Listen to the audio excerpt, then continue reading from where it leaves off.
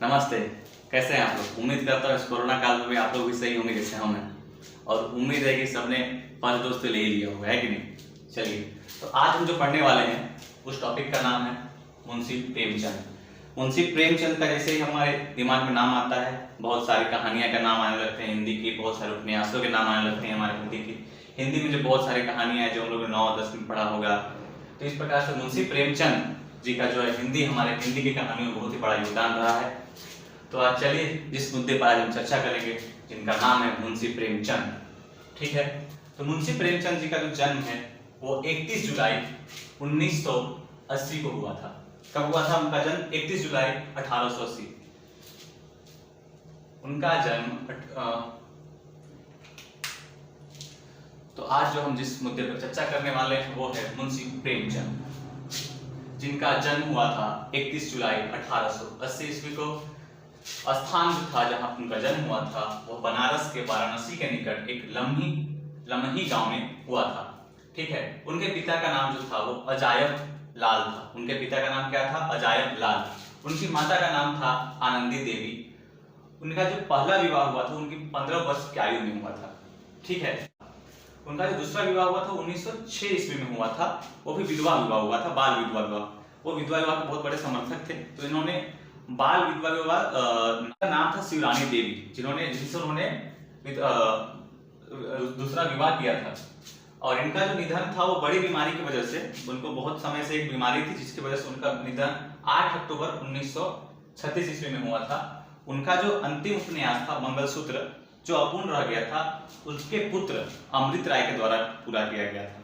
ठीक है, तो उनका जो उपन्यास, उनमें जो महत्वपूर्ण उपन्यास है वो है सेवासन 1918 ईस्वी, प्रेमाश्रम 1922 ईस्वी, रंगभूमि 1925 ईस्वी, कायाकल्प 1926 ईस्वी, निर्मला 1927 ईस्वी, गबन 1931 ईस्वी और कर्मभूमि 1933 ईस्वी, गोदान 1936 ईस्वी। और जो उनका अंतिम जो था मंगलसूत्र, वो उनका पुत्र ने उसको पूर्ण किया था, क्योंकि उन आधा लिखने के बाद उनकी मृत्यु हो गई थी, तो वो अपूर्ण रह गया था। उनके पुत्र अमृत राय द्वारा उसे पूर्ण किया गया था।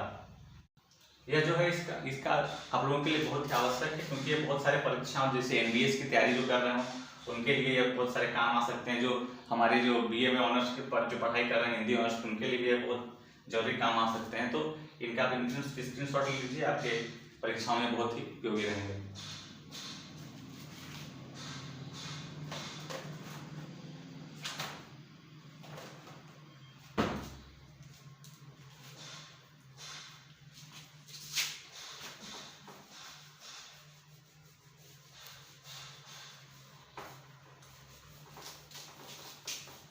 उन्होंने बहुत सारी कहानियां भी लिखी, शतरंज के खिलाड़ी, पंच परमेश्वर, बड़े साहब आदि जैसे बहुत सारी कहानियां लिखी। उन्होंने संपादन कार्य भी किया, जमाना पत्रिका में कार्य किया, मर्यादा पत्रिका में कार्य किया, माधुरी पत्रिका में कार्य किया, जागरण पत्रिका में कार्य किया, हंस पत्रिका, जैसे बहुत सारे पत्रों में उन्होंने अपना संपादन भी दिया। तो इस प्रकार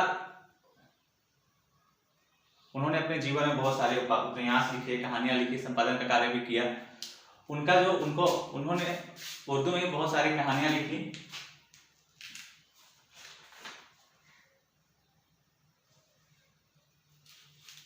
उन्होंने उर्दू में बहुत सारे चीज लिखे, जिससे उनका नाम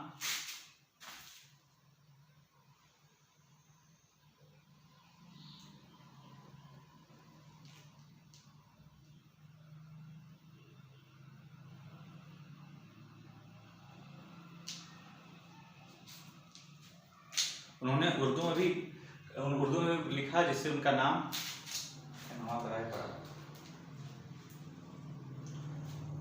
उर्दू में लिखने से उनका नाम नवाब भी पड़ा।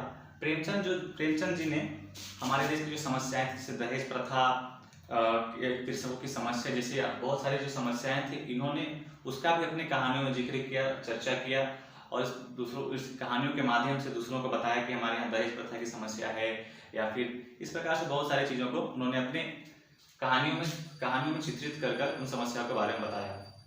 चलिए, आज के लिए बस इतना ही, मिलेंगे अगली कक्षा में। धन्यवाद।